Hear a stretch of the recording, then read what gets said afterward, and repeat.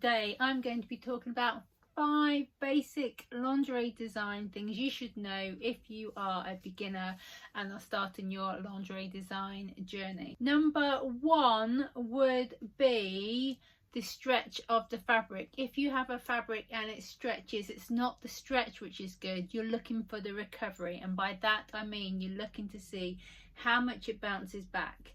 For example, this fabric here stretches really well, but upon recovery, can you see how the ends have all gone a little bit wavy, distorted? So this wouldn't be very good by itself on a bra where you've got the support. You would need to be able to line this with a tulle to be able to make sure it doesn't stretch that much so it recovers well. Also on elastics as well, you will see that this elastic stretches well, but if you look, can you see how it's got all that wave, which means it hasn't got that good recovery. It's not going back to how it originally was, therefore under pressure, stretching on the body back and forth, it's going to wear out and it's not going to hold your knickers up basically at the end of the day, and nobody needs baggy knickers. Number 2 would be the seams on your bra. Now the seams on the bra aren't just for decoration, they are for where the seam goes, the boobs will go. This is why in say the 1950s you had a seam going just across the bust shape, and that made a little duckbill shape, and that's fine if you want that. But if you want your boobs to be more like tennis balls than ducks, you need a seam either going up through the cup to pull them up, or one vertically through the seam, or a mixture of both.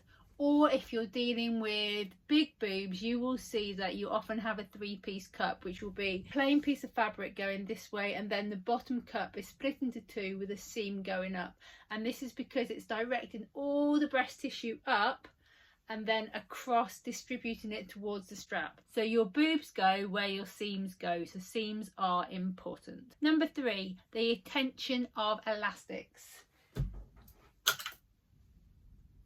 Elastics can help or can hinder your design. If you make it too loose, they're going to go baggy and they're not going to do anything, and your fabric again will go wavy. If they go too tight, you will hear stitches crack, you will get the elastic digging in, and it will just be plain uncomfortable when you wear your underwear. You need to, if you're making your lingerie, roughly go about 8 to 12% smaller than your actual pattern, and that will be a good starting point with how much elastic you need to use around the waist or the legs. Now when it comes to where to use what fabrics on the bra, this is equally as important.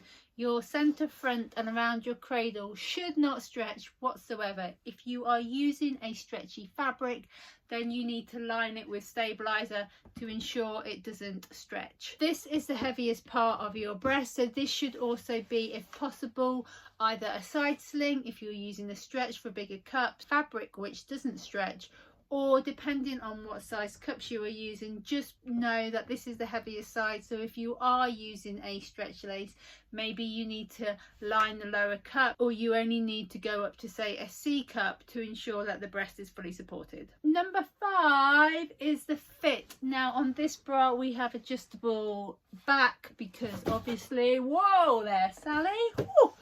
Because obviously on some underbands or for the customer you're designing for, they want to have that control of having all the different size fits, because not everyone who wears a 32 measures a 32. There's a whole +5 debate that still goes on in lingerie design. Now number 5, there's also the fit of the bra and how important that is, and depending for the type of person you are designing for, the fit will alter. If you are designing for women whose bodies fluctuate a bit, you would probably need to be able to change the size of the back more than just the hook and eye.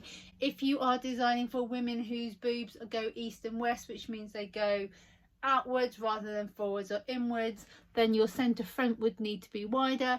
If you were designing for women with big boobs, then your centre front, your wire casing should probably have to touch, because there's going to be very little space within the width of the breasts when you get big boobs, because you're bringing all that breast tissue, thanks Sally, all that breast tissue forward out of the armpits, so it's got to go somewhere. If you would like to know more about lingerie design, I offer free courses, a subscription every month where you can join. I offer books, and there's also free resources on the website fannjonsondesign.com, so you can begin your journey to be a lingerie designer yourself.